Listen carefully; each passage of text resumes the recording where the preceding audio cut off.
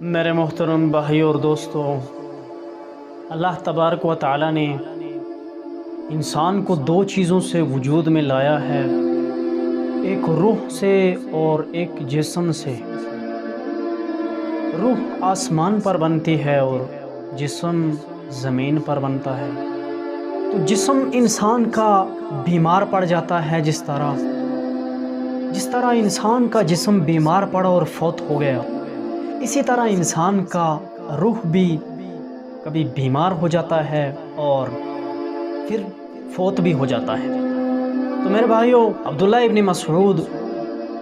رضی اللہ تعالی عنہ فرماتے ہیں کہ اپنے دل کو 3 جگہوں پر دیکھو کہ دل زندہ ہے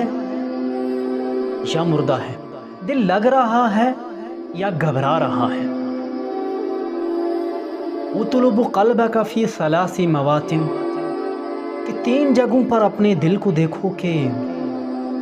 لگتا ہے یا گھبرا رہا ہے۔ دل کو آزماؤ کہ دل زندہ ہے یا دل مردہ ہو چکا ہے۔ عند سماع القرآن، قرآن کو کھول کے دیکھو، یا قرآن کوئی پڑھ رہا ہے تو اس کے پاس بیٹھ کے دیکھو کہ تمہارا دل قرآن سننے کو، قرآن پڑھنے کو تیار ہے یا نہیں۔ اگر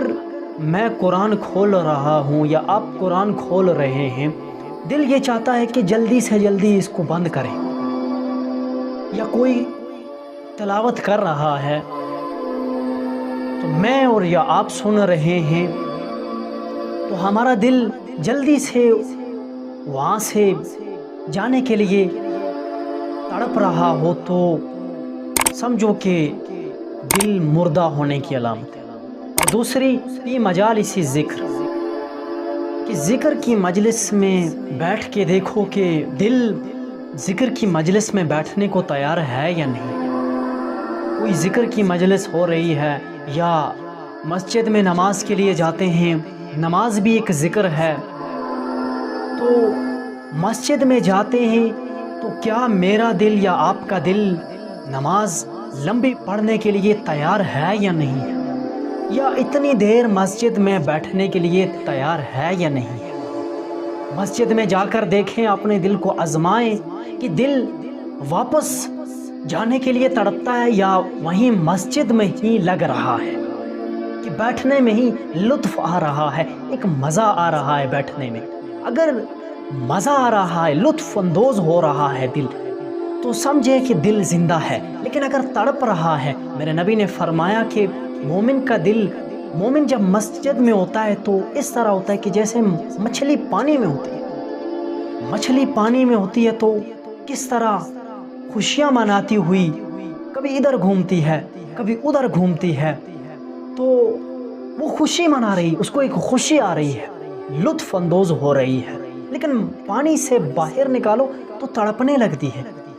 وہ فوراً تڑپتی ہے کہ مجھے پانی میں واپس ڈالا جائے۔ تو اسی طرح میرے نبی نے فرمایا کہ جب مسلمان ایمان والا جب مسجد میں ہوتا ہے تو اس طرح کی کیفیت ہوتی ہے کہ اس طرح خوشی سے رہتا ہے اس کا دل، کہ جس طرح مچھلی جو ہوتی ہے وہ پانی کے اندر بالکل سکون سے ہوتی ہے، راحت سے خوشی منا رہی ہوتی ہے، اس کو ایک سکون مل رہا ہوتا ہے، لیکن باہر نکالو تو تڑپنے لگتی ہے۔ تو اسی طرح عبداللہ ابن مسعود فرماتے ہیں وفی مجالس ذکر، کہ ذکر کی مجلس میں جا کے دیکھو کہ دل ان کے پاس، ذکر کرنے والوں کے پاس بیٹھنے کو تیار ہوتا ہے یا نہیں ہوتا ہے۔ اگر ہوتا ہے تو دل زندہ ہے، اگر نہیں ہوتا ہے تو سمجھو کہ دل مردہ ہو چکا ہے۔ وفی اوقات الخلوہ، اور تنہائی میں دیکھو کہ ادھر دیکھو کوئی نہیں ہے، ادھر بھی کوئی نہیں ہے، آگے نہیں کوئی، پیچھے نہیں کوئی، تو دیکھو اب دل برائی کی طرف جاتا ہے یا اچھائی، یا دل میں اللہ کا خوف آتا ہے۔ میں اکیلا بیٹھا ہوں، آگے کوئی نہیں ہے، پیچھے کوئی نہیں ہے، ادھر کوئی نہیں ہے، ادھر کوئی نہیں ہے، تو میرے دل میں اللہ کا خوف ہے، تو یہاں کوئی دیکھنے والا نہیں ہے تو میں برائی نہیں کر سکتا۔ لیکن اگر میرے دل میں اللہ کا خوف نہیں ہے تو یہاں چونکہ انسان کوئی دیکھنے والا نہیں ہے یہاں، تو میرا دل کہاں جائے گا؟ فوراً برائی کی طرف جائے گا، اور جب میرا دل برائی کی طرف گیا تو یہ دل مردہ ہونے کی علامت ہے کہ جب 3 جگہوں پر اپنے دل کی کیفیت کو دیکھو، دل کی یہ 3 کیفیت ہیں، تو سمجھو کہ دل مردہ ہو چکا ہے۔ عند سماع القرآن، قرآن کھول کے دیکھو، دل قرآن سننے کے لیے تیار ہے یا نہیں؟ اگر میں خود پڑھتا ہوں تو پھر بھی میرے کان سنتے ہیں، اگر کوئی اور پڑھ رہا ہے تو پھر بھی میرے کان سن رہے ہیں۔ تو لفظ چونکہ سماع القرآن کی سننے کے لیے تیار ہے یا نہیں ہے؟ اگر نہیں ہے تو دل مردہ ہو چکا ہے۔ وفی مجالس ذکر، ذکر کی مجلس میں دل جانے کو تیار نہیں ہے تو دل مردہ ہے۔ وفی اوقات الخلوہ، تنہائی میں بیٹھ کر دل کے اندر برائی کا خیال آ رہا ہے تو یہ دل کی مردہ ہونے کی علامت ہے۔ ڈاکٹر حضرات نے بھی دل کی 3 علامتیں بتائی ہیں کہ دل کی خون سپلائی کی جو ہوتی ہے وہ 3 شریانیں ہیں، 3 رگیں ہیں، اور بھی بہت ساری، لیکن